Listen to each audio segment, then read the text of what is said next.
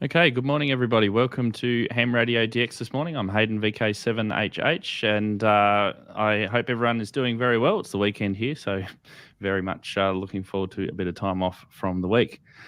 So today we're going to be talking about ham radio contesting, and in particular, we're going to be talking about the Oceania DX Contest, which is something which a lot of you will be very interested in trying to contact us down here in Oceania. So I've got... did I say Oceania? I mean Oceania. I think it's Oceania, but we'll check with our two experts here that we've got. We've got the Oceania DX Contest Committee members, Grant VK5GR, and we've also got Martin VK7GN. So, we're going to talk about this important and exciting contest today. How are you guys? Yeah, good, Hayden. Good morning. Good morning, everybody. Good morning, Hayden. Good morning, everybody. Now, a couple of weeks ago, I was approached by Martin at a local club meeting, and he said, "Can we do a live stream on your channel to talk about the Oceania DX contest?" And this was just before our Remembrance Day contest that we had.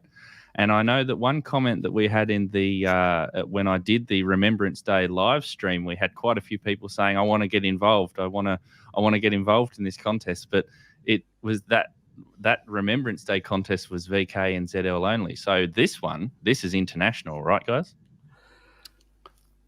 Yep, this one runs all the way around the world, and the whole principles, we'll cover that in a minute, is to encourage people to work into Oceania.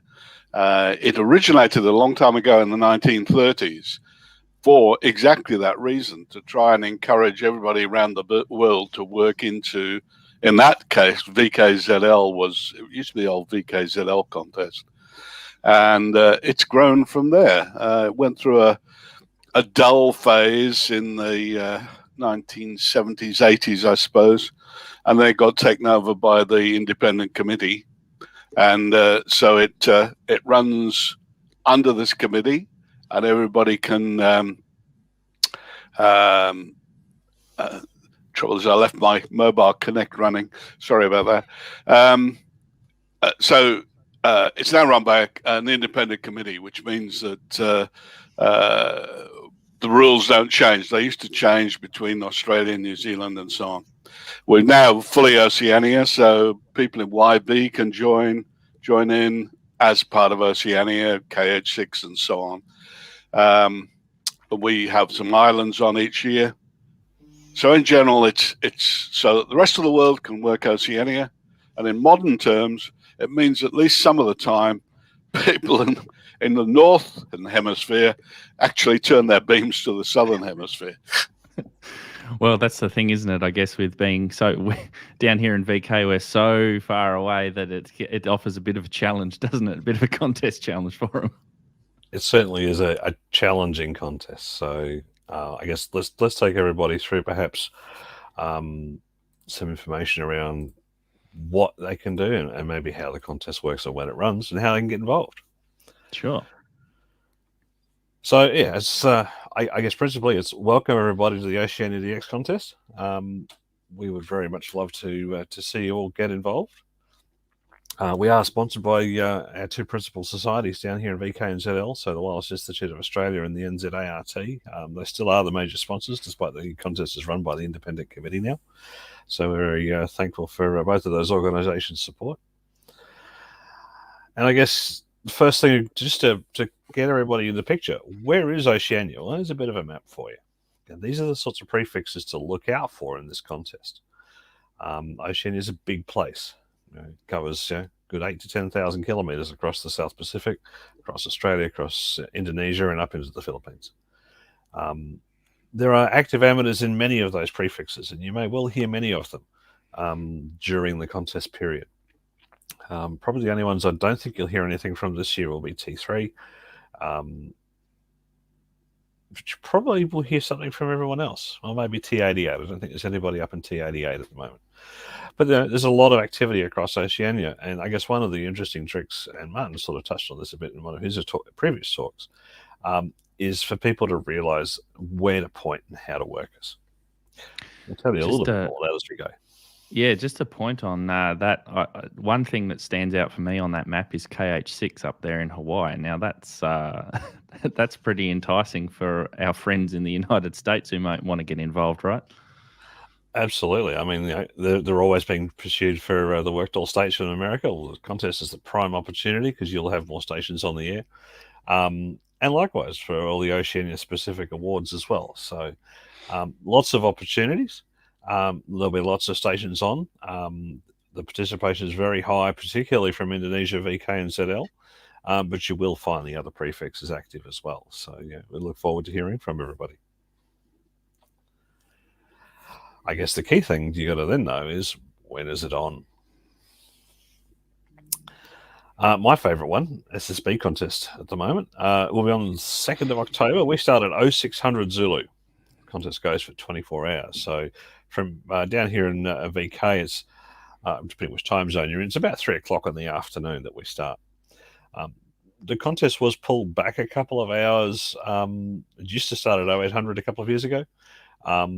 We pulled it back to 0600 to try to better balance what parts of Oceania are open to where at the start of the contest in particular. We'll talk a bit more about some of the more interesting propagation parts in a minute. Martin, do you want to talk about your favourite? Yeah. My favourite, CW, 9th of October, 0600 again, for 24 hours. I like the 24-hour contests because they, for us old blokes, they're a bit easier to cope with. But that's my favourite contest, CW, and we operate at reasonable speeds, so we don't put out the crazy 45-word-a-minute CQs. So one of the things that I did want to touch on just with that, so you don't have to operate for the full 24 hours, but the duration of the contest is 24 hours for those two separate CW and SSB, correct? Yeah, that's correct. And you don't have to operate. You can just come on and there are some contests around the world where I might only come on for an hour and just see how many I can work in an hour. Other contests, you do the whole 24 hours. It's whatever you choose to do yourself. If you want to win the contest and win one of the trophies or whatever, you probably need to be there pretty much all of the 24 hours. Although given, if you're trying to win with something from, say, Europe, it won't be open to Oceania every one of the hours of the day, not until we get a few sunspots back anyway. Yeah. I guess that's a key point, because you don't, particularly if you're trying to work in from the rest of the world, and particularly outside of the Asia Pacific, it isn't open all the time.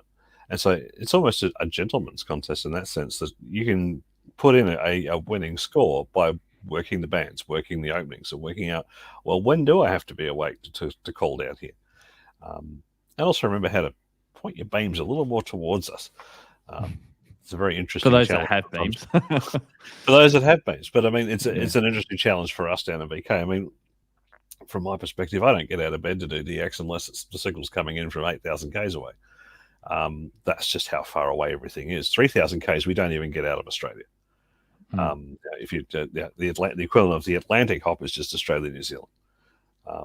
So yeah, it's a challenging part of the world to reach. There's not a lot of us down here, but one of the big things that the contest brings is it puts a lot of amateurs in Oceania on the air, with our stations looking outwards, trying to find everybody else in the world. I just also want to say thank you to Lionel for becoming a member of the channel as well. Continue, Grant. Not a problem. Martin. Yeah, okay. Well, the idea, as we've been discussing, is for the rest of the world to work Oceania, and for Oceania to work the rest of the world. And so for guys down here in Oceania, it's look for anybody else in the world, but you can also work within Oceania. So there's no exclusion on working anybody anywhere for somebody in Oceania. In the rest of the world, you only work the Oceania Oceania stations.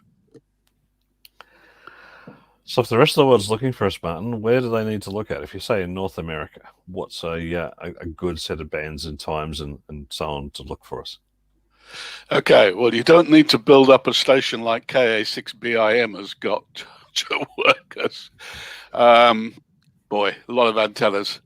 First things first, look at both short path and long path. So this is a short path Great Circle map showing where we are. One beam direction, if you've got a beam, even an ordinary 3-element beam, one beam direction won't take in everything. So you will have to move it between ZL and YB. The short path on some bands is better into Northern Australia than it is into Southern Australia. On 20 meters, for example, here in VK7, I get the best results on the long path on 20 meters and 40 meters to some extent. 40 meters is more even, but it's very noticeable. 20 meters long path is definitely the best. So you have to remember to look down to this direction long path, round about 2000 Zulu, give or take a few hours. Nature does not open at the same time every day, so we can't be too precise. So that's for North America. Grant, do you want to talk about any of this? Yeah, I was going to mention in particular, look, this contest actually has points that are increased on the lower bands. So 40, 80, 160 meters, you get more points. We'll talk about the point scoring in a minute. For North America in particular, one of the very good paths is to work across, to Oceania across North America's morning grey line. And we will see you on 40, we will see you on 80. It's 5 points of contact on 40. It kind of is the money band for North America in this contest. So that's definitely one to look out for.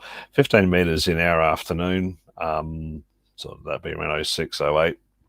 We do see the United States come in maybe a little bit earlier than that. And for the northern areas, YB, Northern VK, 10 meters does open. So be alert for it. It's not a band to ignore.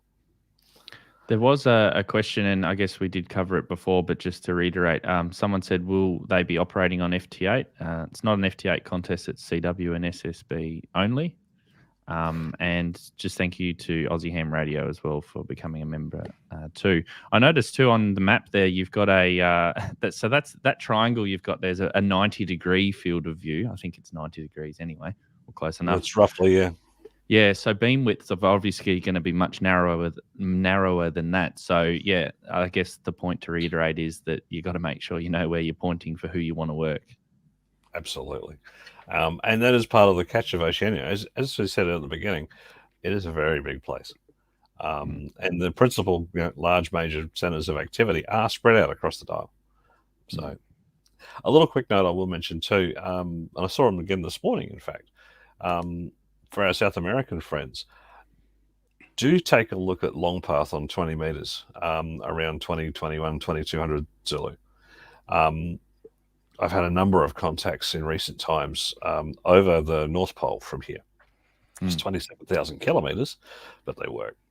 So don't dismiss it. It is certainly worth looking for us over the North Pole. So yeah, hot tip for the South Americans.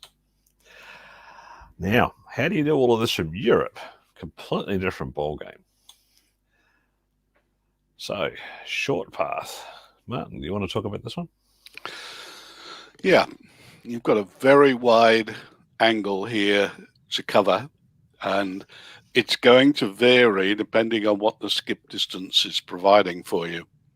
And we've talked a little bit about the angles and the angle of the antenna, but also you've got the other angle, which is the vertical angle or propagation angle from the antenna. You want to get as low an angle as you possibly can to work this path, the short path. Long path is somewhat different. My experience has been that long path is not necessarily a very low angle propagation path, because I believe it's called caudal hop or something.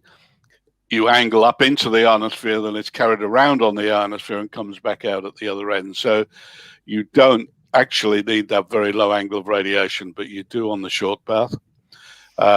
Short path from Europe, you're going to work the VK6s over in West Australia comparatively easily compared to us in VK7 or ZL or the islands, much harder. But you should get VK6s quite easily with 100 watts on a vertical type station. Yeah. From my perspective, from VK5, I actually see a lot of European short paths, but the openings are fairly short. So the openings can be only a couple of hours wide. Typically sort of 10:30 to midnight my time. So again, you're sort of talking about the 12 to 16 Zulu short path into at least central and western VK is very strong indeed. Worth a look. So yeah. Andy says best time for us is 5 to 8 a.m. from the UK. So sounds about right. Yep. The other interesting path, and I mean, I ran the A35JT D expedition back when we could still leave the house in 2019, and that was a polar path coming in from the Pacific Islands. Now, Massa, I don't know if he's going to go in the contest this year, but A35JP is now back out on Tonga. I know he's been in OCDX before, so we're going to try to get word to him, see if he'll participate this year.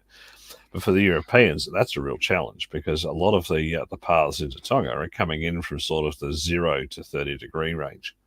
They are polar paths, so it's polar path into Western Europe.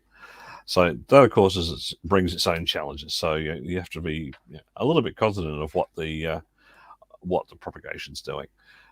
Nonetheless, from Tonga, we used to find that, again, 40 on Tonga sunrise, 20 on Tonga sunrise, 20 was more than Tonga evening. I'll have to go back and think of the times again. But those paths did work over the pole. So definitely worth a look if you want to try to work some of the Pacific Islands. Martin, you mentioned long path. I have to say from VK5, long path is spectacular in the afternoons into Europe as well, and opens to a different part of Europe often, I find. So different areas are work at different times. We have also found there's a lot of difference between Eastern Europe and Western Europe. So there's a window. We actually watch the propagation move across Europe from here. And so our aim with the contest stations here will be to point at beams and call CQ and look for you guys to come and look for us. I think that's where the sunspots come in a lot, that even with low sunspots, we'll find Eastern Europe or Israel, Turkey, around the Mediterranean coast. With good sunspots, what happens, as Grant has just said, is it walks across Europe. And it tends to be that the last ones coming in are obviously Portugal and Spain, but also Northern Europe, G and F and so on. When the sunspots aren't there, it tends to jump straight from Eastern Europe to Spain. And we miss out on Northern France and G and so on. So let's hope we get a few sunspots. Let's also hope we don't get another geomagnetic storm as we did a couple of years ago. No, well, they don't help either. So there has been some fairly good, like things have been picking up on some of the high HF bands, haven't they? So 20 meters and above. Yep. So absolutely. And I was going to just make a quick mention. 15 short path into VK in the afternoons here is also a band to look out for. So it'd probably be the mornings in Europe. 15 meters a couple of years ago was absolutely spectacular. And it was wall to wall. So it's definitely one to go and have a look at. It has been open, at least on FT8. I've been monitoring the propagation starting to reappear. At times the signals have been strong enough to support SSB. I must admit I use FT8 as a bit of a propagation warning system. It's a good indicator, isn't it? If the band's loud on FT8, it's a start. And I mean, as a bit of a guide, I mean, if I'm seeing signals in the sort of the 0 to 5 dB range, or the -5 to +5 dB range, there's a chance SSB will actually work. So it's not a bad little indicator. And so if you're not familiar with when to call for Oceania, go and take a look at the PSK reporter maps and get a feel for, in the weeks leading up to the contest, when can you hear the YBs, the VKs, the ZLs? There's plenty of us on, especially on FT8. And that'll help give you a guide as to when to come and look for us. Yeah, I think that's a very good point that Grant's making of get on the air yourself before contest and get a feel for how the band sounds, because that'll help you in the contest to say, yes, I need to be on that band or the other band, or this band is open and that one's not. And talking about Grant and his 10 meters, I mean, I'm an old bloke. I remember when we used to have sunspots, and I can remember running Europe on 10 meters from about 7 o'clock at night, my time, through to 3 o'clock in the morning. And it was just continuous. It's a band no longer to be ignored. It's been since the sun has started to wake up, it has started to reappear. So yeah, just take a look on their occasion and see what's there. So I know the multi station that I'm going to be part of. We will have an SO2R station, which means we'll have at least one transmitter, at least watching 10. So hopefully we can work a few people up there as well. The QRP category is definitely an interesting one, isn't it? It's probably more suited towards those within Oceania itself working other Oceania stations, but I mean, it's definitely possible. Not necessarily. Not necessarily. Yeah. At least especially on CW. On the CW, it's easy. Yeah, well, easier. I would have said QRP at least to the North Americans on 7 megs at night is probably worth a look. Mm-hmm. Certainly on CW. I mean, I've had guys call me in pile-ups and come in on the top of the pile-up, and when I go back to them with a report, I can hardly hear them. And it's just the way the band, the ionosphere works. And one I can remember where that happened, and he was delighted because he was in North America, sent me a QSL card, said he was running 1 watt. And honestly, he was on top of stations that were, big beams and high power, but just because the propagation was right. So you've got to get it just at the right moment. Yeah. Persist. Exactly. I guess going through the categories of the contest, so people get a good picture of the different levels and different capabilities you can come to the contest with. QRP, certainly for the diehards. We do have a low power category, of course, so under 100 watts. That really is in reach of most stations around the world. And as the bands have been improving, that's getting easier to do, to work Oceania on 100 watts from many parts of the world. So don't discount it. And even if you just get on and try for a few hours, make a dozen contacts, put in your log. At the very least, it gives us more stations to look for, more opportunities for people to familiarize themselves with how to contact Oceania. That's the one good thing about this contest is it does put a lot of activity from here on the air for people around the world to look for. And that's a key. We also have, of course, a high power category. Remember, some countries down here, and unfortunately VK is one of them, we only are allowed 400 watts. So the high power category is less than 1,500 watts or your license limit. It's the way that the rules are worded. But you can go a long way on 400 watts. And certainly that's been my experience. I've only got a 400 watt linear myself. It's not a bad power level, and it does actually get you out there. The other thing you can do with the categories is we also have the ability to enter single band entries. So you can be in any of these single operator categories, and then you can also be single operator 40 meters, single operator 20 meters, and just enter contacts in one band. Okay. So we certainly permit that. We also have the multi-band category. And of course, the granddaddy of all the bands is this contest does include 160 meters. Yes, that one's hard, especially on SSB. And you get 20 points for every contact. I am glad you get 20 points for every contact, because I remember one contact to Latvia about 3 years ago on 160 meters on the SSB contest that took me 25 minutes to complete. He was really desperate. 20 other contacts in that time. He was really desperate to make the contact. I was thinking, I'm not going to give up at this point. If he still wants to try and call me, I'll keep going. We made the contact. It took 25 minutes. Now you've got in a couple of. But you know, if you think about that, if it had been 15 minutes, you'd have still been doing better than running 1 a minute on 20 meters. Absolutely. It means that 160 meters is worth the effort. If you had 1 a minute on 20 meters, that's the other thing too. Oh, yeah, exactly. Yeah. Exactly. I mean, you are going to go into some bands and points, but there is one question that I just want to flag, and this was from Kelly Paws. Which bands is Europe likely to be least disadvantaged by trying to work in the mix with the huge hitter 4K QRO stations? That's a good question. I have to admit, I've never had the opportunity to work from Europe, so I don't know what it looks like from that side.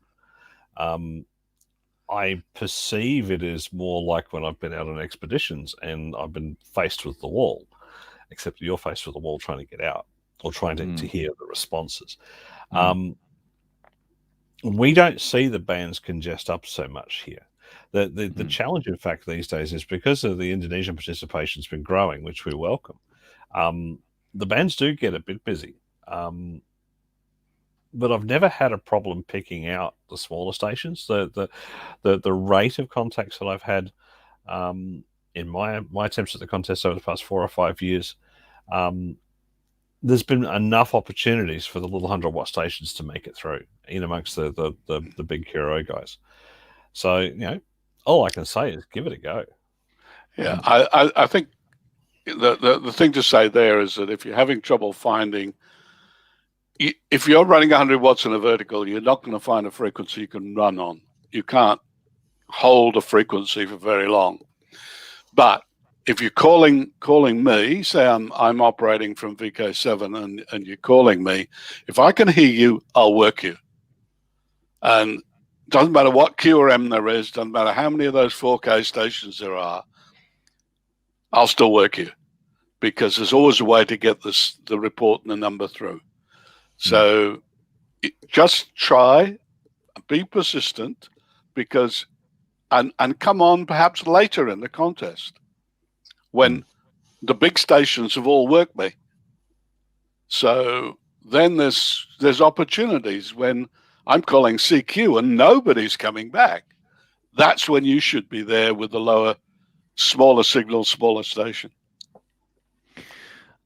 Just before you continue with the presentation, Grant, as well, Woody Phillips has a comment and says, and this is sometimes how easy it can be. I've done Arizona to Queensland on 50 watts on an end-fed half wave before, so I don't think you need huge antennas. Sometimes the propagation's there and you can use what you've got. And then he also says, I will try being on 160 at 400 watts. Let's see what happens. So there are some very big 160 stations in Australia. You may get hurt.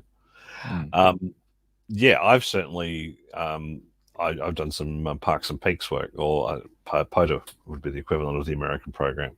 And I was 40 meters, 100 watts a couple of weeks ago, and I had a station from Texas call me back on 100 watts, and here I am sitting on a quarter wave in a park on a battery.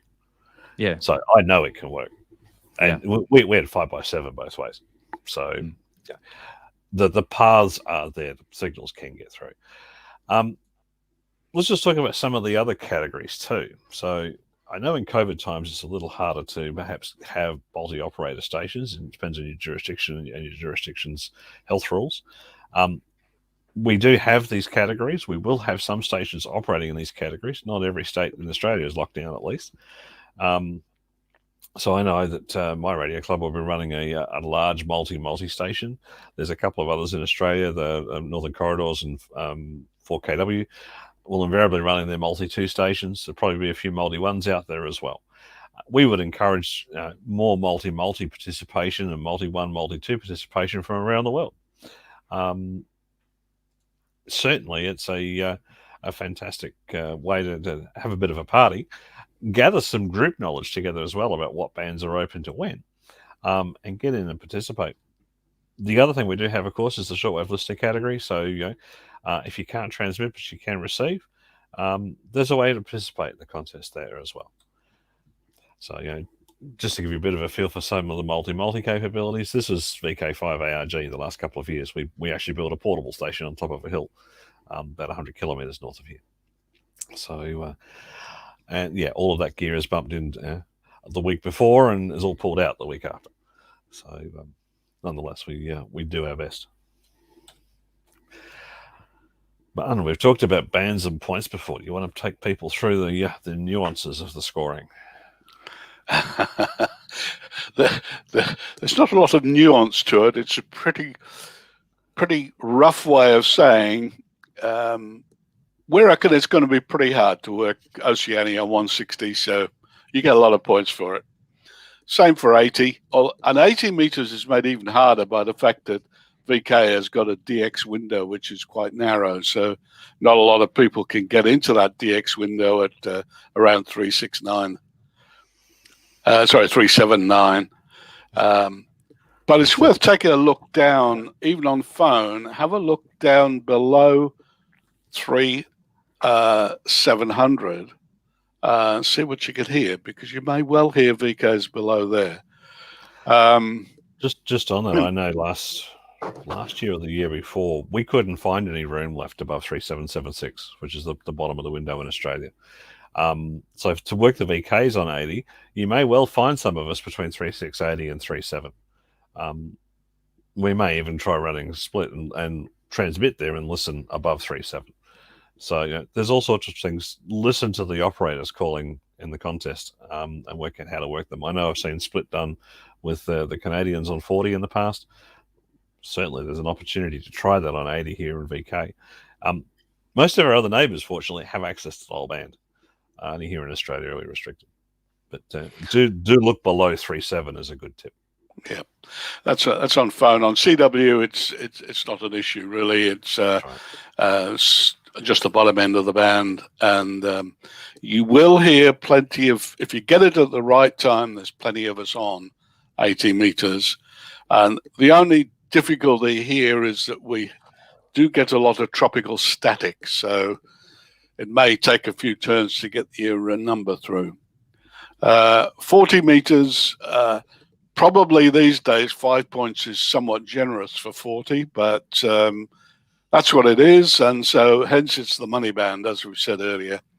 20 meters is where you would normally expect to be able to work us. You only get 1 point, 2 for 15 and 3 for 10. So 10 meters is really worth a look, because if you could work a few stations on 10, it's a lot of points. And you get those extra multipliers, don't forget. So even if you only work 3 people on 10 meters, that's probably 3 multipliers, because your final score is the multipliers times the number of sums of the points from the contacts. And the multipliers can be worked on each band. It's not like the WPX where you can only work on once. You get a multiplier for working VK7 on 10, another multiplier for working VK7 on 15, another for working VK7 on 20, and so on. So you can end up, for those stations that are clever enough to work me, you can end up with 6 multipliers from working me. Another really good tip with the multipliers is there are some countries in Oceania, and our Indonesian cousins are absolutely a case for this. They have 6 call letters, 6 call letter sequences or call letter pairs. So YB to YG, I think it is. It might be YB to Y. It might be 5. YB to YF, and 0 to 9. So there's 50 different prefixes to try to hunt down across Indonesia. There's some serious points there. Just also while we're talking about making contacts and also the scoring and everything, so what would generally be, for those who are new to this contest, what would generally be an exchange of in the contest? So you exchange call signs, and then what else would you need to exchange? VK5GR, year 59001. Yeah, VK7G, and thank you, year 59008. QSL, VK7G, and QRZ. So it starts from 1. Now, is that doesn't matter what band you are, you always start at 1? For a single operator, you just keep the serial number growing through the whole contest. For multi-operator from memory, I should look at this rule. I'm pretty sure it starts from 0 for every band you're on. I think that's right. Yeah, I think that's how this one works. It sounds consistent with the other Martin's going to contests. look it up for it to make sure. But yeah, I It's believe just for multi stations, or multi M1, M2, I think it starts from 0 for every band. It's a serial number of increments by 1. For the single operator stations, you just start at 0 at the beginning of the contest and go for it. And yeah, it is. And the rule is Rule 8. Progressive serial number starting at 001 and incremented by 1 for each contact. M2 and MM entries are to use a separate serial number starting at 1 for each band. If the station work does not send a serial number for the contest, then the received number is to be logged as 001. That's to deal with the people who insist on working you and telling you they're not in the contest. Okay. So if and that's the other thing to keep in mind too, that even though you might just have started the contest, maybe you're a couple of hours in and you work someone who's, sends you 25 or 30 and you think, oh, I'm way behind. Not necessarily, because people operate at different times, and also it depends on the multipliers at the end as well. So you could work less contacts but get more multipliers and still have more points at the end of it. So yeah.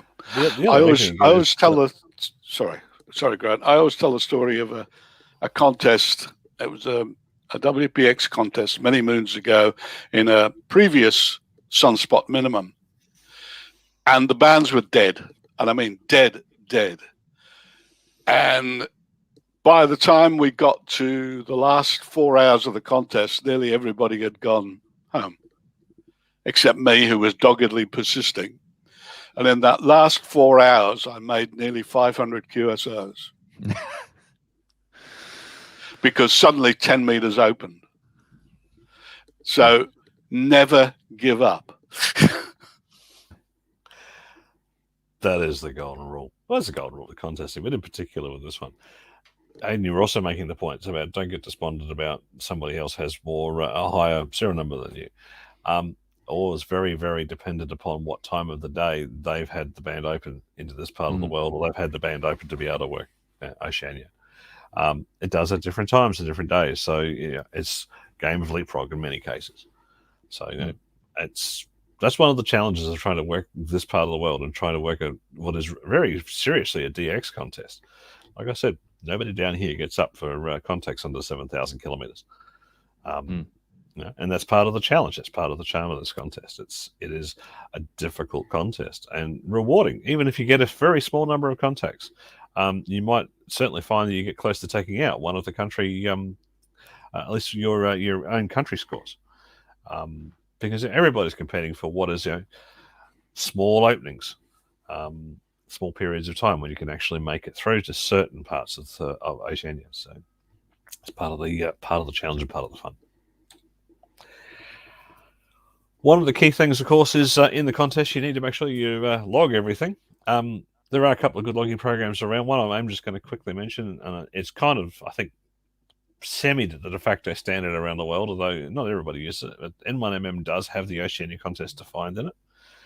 So you can set your M1MM logger up to follow the correct multipliers and so on for Oceania.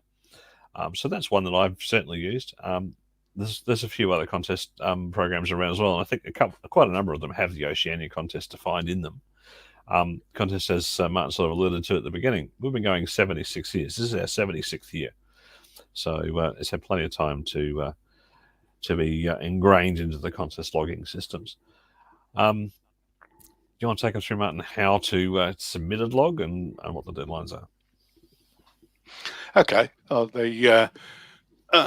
The best way to submit your log is to go to the DX Contest webpage and follow the excellent guidelines written by Grant. So you need it in Cabrillo format. That's the first thing. So you get your logging program, and it will give you the option to save your log in Cabrillo format. And you'll be asked to put in a few bits of information about yourself and the station and so on. And then it can be submitted. And it can be attached or just sent. I haven't got the... We will accept paper logs for less than 50 contacts. We would prefer not to, because we have to hand put each of those into the computer so that we can do a computer check system. So we prefer you to use computer logging if possible. And we will accept a paper log for less than 50 contacts. Any addition to that, Grant? Yeah, I guess the other thing I just mentioned is the scale of the contest. If you're wondering, what is the level of participation, we've been getting, between 1,500 and 2,000 logs a year. So there's a lot of people participating in this contest, and that's what makes it so much fun. It's one of the reasons why we encourage people to use the computer logging and our log uploader interfaces and so on. Pretty well the same standard as the CQ Worldwide type of contests. Our good friends in the CQ group have worked with us, and we're actually using the same engine that they are for doing our log management and scoring. So I think the key message for everybody to take away, though, is after the contest, please remember to submit your log. The deadline is October the 31st. Can't stress that enough. Just on logging, Liberty Cave Whiskey Sierra 7 Papa Bravo says it does. He talks about his 80-meter antenna, but he says, is there any Linux logging program used? I can only see Windows programs on the website, and I did a quick search and I saw that N1MM can be run on Linux. Do you know of any other logging software, Grant, that you could think of on Linux? Linux and amateur radio has been a sore point for a lot of people, including some members of my local radio club here, because there aren't a lot of good loggers for the Linux platform. I know people have run, I think, 1MM under Wine under Linux, so there is that way of doing it. I suspect there's a couple of others, but you're all having to run the Windows emulators to do it. I'm afraid I can't answer the question very well because of the available ones. My Linux can generate Cabrillo. Okay, so that would probably... So he's already ahead. Yeah. No, that sounds like a good suggestion then. Absolutely. Yep.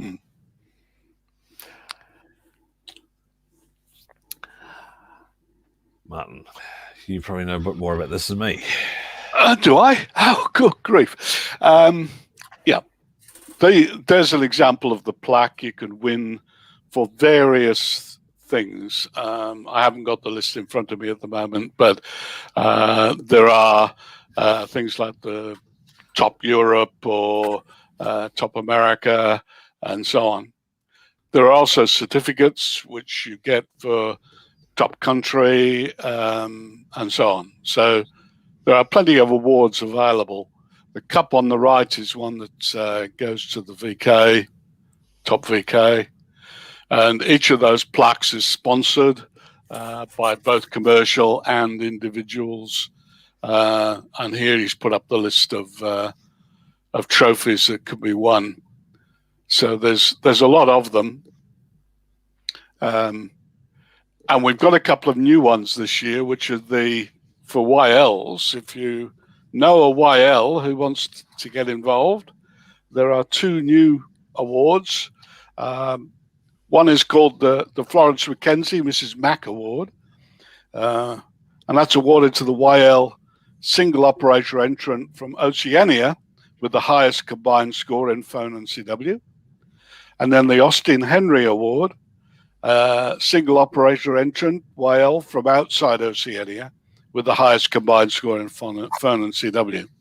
Worth a look on the website to see the biographies of these two ladies. Mrs. Mack was very interesting. She was the first professional engineer, first female to be awarded a professional engineering degree in Australia, and then went on to found shops and CW training systems, and a very creative lady. So I'd encourage any YLs to get on and compete for those awards. Mm-hmm. we know we have a couple of very active whale contesters here in Australia and in New Zealand in particular. So hence the interest in getting more whale participation. Would love to see them on the air. So I guess ultimately, the message we want everybody to take away from today is, look, participation is everything. Even if you only make a few contacts and just submit a check log, makes it interesting for us, interesting for you guys to see if you can actually hear us. Oceania, as we said, is a long way from anywhere, and every contact is a challenge. And so we welcome the opportunity to have the world take the time out to point your beams down under into the South Pacific and make an effort to try and work this part of the world. I'd emphasize the bit about the few contacts. I never submit a check log. And if I only make 5 contacts, I submit a log. Since about 10 years ago, I submitted a log for 5 contacts and won a certificate. And so you never know. You never know. You never know. If nobody else submits a log, you may well win with no hardly any contact. Yeah, I mean, ultimately, this is just a contest. It's a test of the DX spirit. It's a bit of determination, and with luck, the sunspots will shine on us this weekend, or both of the weekends, and we'll hear you on the air. Yeah, we'd love to talk to you. And it's good too for those who might be limited with, they might not have every single HF band, but they can enter in the single band category and just concentrate on that, and maybe even just over the course of those 24 hours throughout the day, just switch on and just tune up and down, see if you can hear anyone. Absolutely. So one of the things that we do encourage you to do, if you want to find out more, is we have rebuilt this year our website, so we can actually. You'll find a lot of information. What is that doing? You will find a lot of information. I have no idea why that is rendering the way it is. There we go. You'll find a lot of information on the site. We do have our countdown counters up there, so that you can see how far away each contest is. You can access the rules, all the details about all of the awards, where to upload your logs. You can look at results from the past year and previous years. So all the historical results are back for a few years there. The contest records are available back to the year 2000. Your certificates are available. We do offer some tips on how to operate in the contest for you. And please take a look at the contest sponsors. All of the plaques that we present to the winners each year, they're all sponsored by various amateur organisations around the region. Without their support, we wouldn't be able to offer such prizes. So, please take a look at our sponsor page. If you want to find out about the rules, how the contest works, so there's some of our sponsors there that helps supply all the awards. There's a lot of people behind this contest to work to bring it to life and to make it available to you. I will mention the rules page. So please, one of the things any good contester should know, read the rules before the start of the contest, and you'll find all of the details are here. So all of the details of bands, scoring, categories, exchanges, how to submit your entry. It's all up here on the website. Fantastic resource. Take a look. You can contact us. We've got photo galleries from other years. And most importantly, just keep a watch on the main page. As we'll be posting more and more news about things that are going to happen in the contest over the coming weeks as we get ready to go. So the website is a very valuable resource to you and to us. Can I make a point about the plaques from previous contests where have been having considerable trouble getting them into the post because of the COVID restrictions, and some post offices won't accept delivery. So if you have won a plaque in the past and haven't got it yet, we do apologize, but we're just stuck. When we can get them out, we will get them into the post office and off to you. So, I guess that's all we have from us. I'm not sure, Hayden, if there's any other questions online. We're happy to take any questions, but otherwise, we hope to see you all on the air in the Oceania DX contest. Yeah, so if you want to pop your questions into the chat, if you do have any, one thing that I did want to point out was that a few, it's probably about a month ago now, maybe just over, we had Martin gave a talk at our local amateur radio club on HF contesting and some tips and tricks. So if you want to watch that and learn how to make the most of the contesting experience and how to work more stations and all that sort of thing, then have a look on my channel and you can re-watch that and learn about that. So that'll help. But yeah, basically, I think as you've reiterated, yeah, Oceania will be calling and we'll be there, and hopefully we'll have quite a big participation. So you did say you received over 2,000 logs. Was that last year or in previous years? Last year, I think it was 1,700 logs. We broke our log record last year. I think it was, Martin. So I can't remember. It's growing. Yeah, we had a lot of contacts, and there's some things. And if there are, and the problem with paper logs too is, I guess, is even if you would receive like 5% of, if you had 2,000 logs submitted and 5% of them were paper logs, that's still an awful lot. That's 100 logs you've got to go through and manually enter into the system. So I guess the encouraging thing is to submit it online and use the. In the past, I have done 500 contact logs, manually entering them, which were written by somebody employing their pet spider to do the writing. Well, that's the other thing, isn't it? That would be a challenge, trying to read handwriting. I never thought about that. That's definitely for sure. Horrible. So I guess one of the points was I just pulled up the results and the stats from last year. Last year we broke our log record. Mm-hmm. So there's a challenge for everybody. How many logs can we receive this year? Can we better the record that we've set in the contest? So as you can see, the contest has been growing over the last 20 years. It's grown remarkably. The thing that stands out to me there too is that the balance between CW and phone seems pretty much 50-50 almost, or across the years. So it's good that there's an even participation on both sides. And I guess some people they go in both categories, or both sideband and CW. Well, indeed, there's some of the awards and plaques actually are for your joint combined score after the contest. So after both contests, if you do well in both of them, it certainly puts you in the running for some of the combined plaques. Mm-hmm. So we've got, if you are interested to find out more about how we work in the contest and how often things are going, definitely you can see the impact of the solar cycle here. But it's and COVID there, and I think that's COVID. Everybody working from home, it's fine. So there's the CW stats, and there's the phone logs received from Oceania. So Oceania by band. So what's the quick breakdown between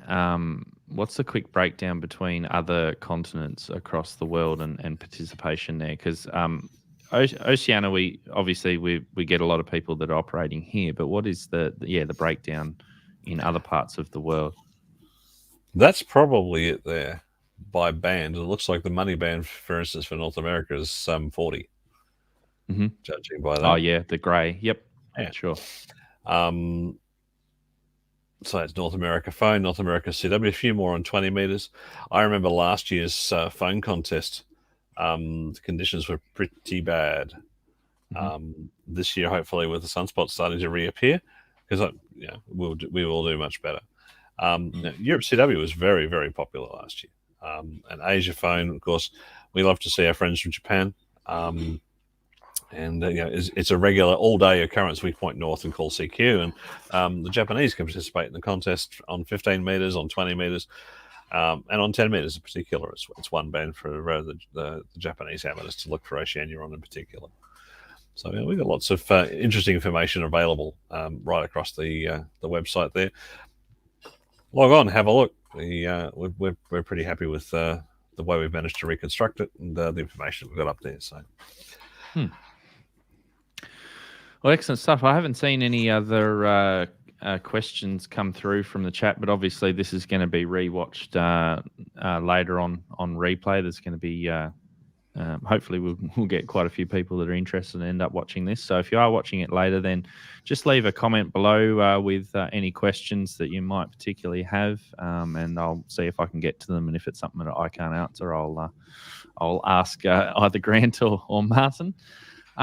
So yeah, thank you guys for going through this today, and hopefully we get quite a good participation in the contest. So again, that's in the single sideband the first weekend in October. First week in October, so the 2nd of October at 0600 Zulu, and then it's the 9th of October at 0600 Zulu for CW. So you've got just over a month, or just under a month for sideband. Scott VK2SDX has thrown in a last minute question. Can you explain the multipliers again? Yep, certainly. So a multiplier is for every prefix worked.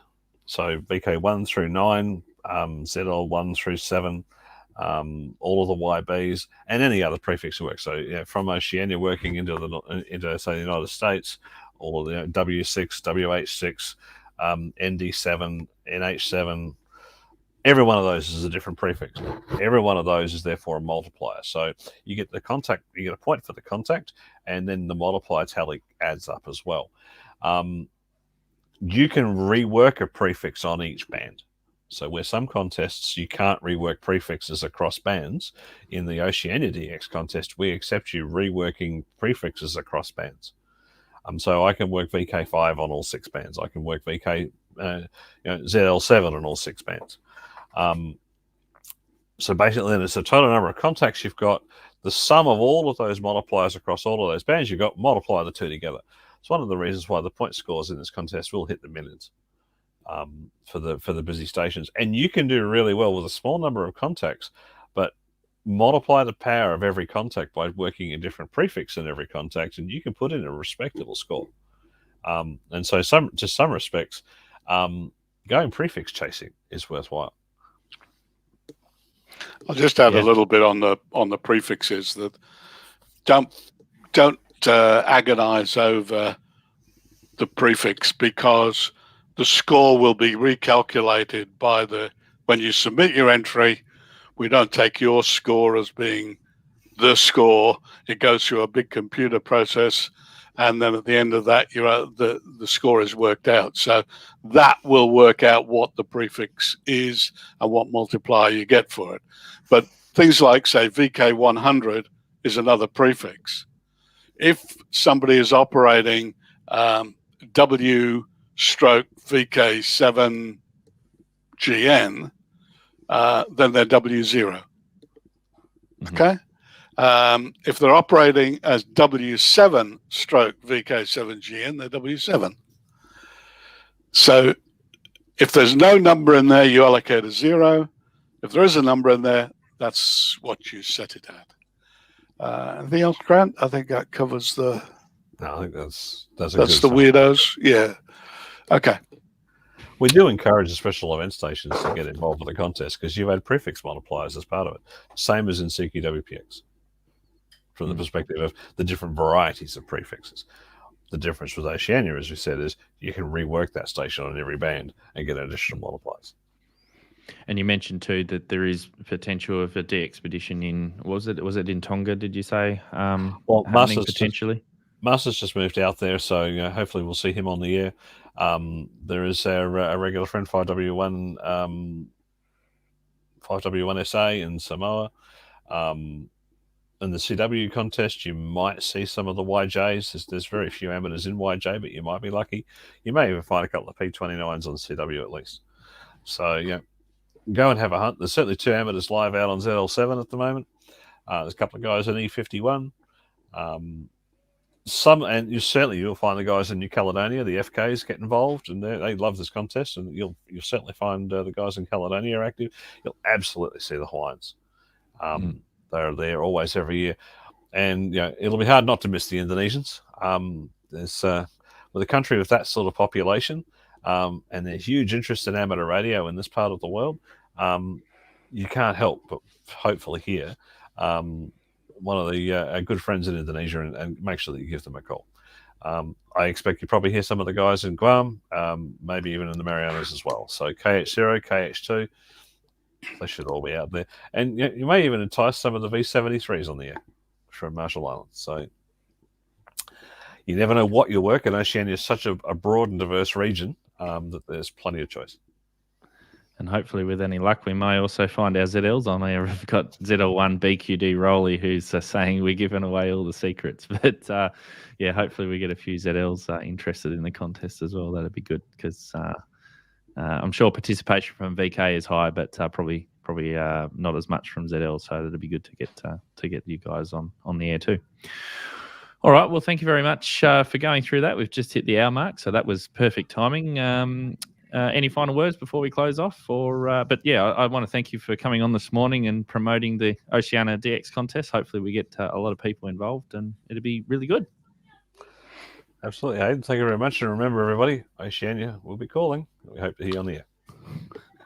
Yeah, thanks, Hayden, for having us on your channel. And 73s, and good luck to everybody watching. No worries. 73s. Thanks, guys. 73 for now.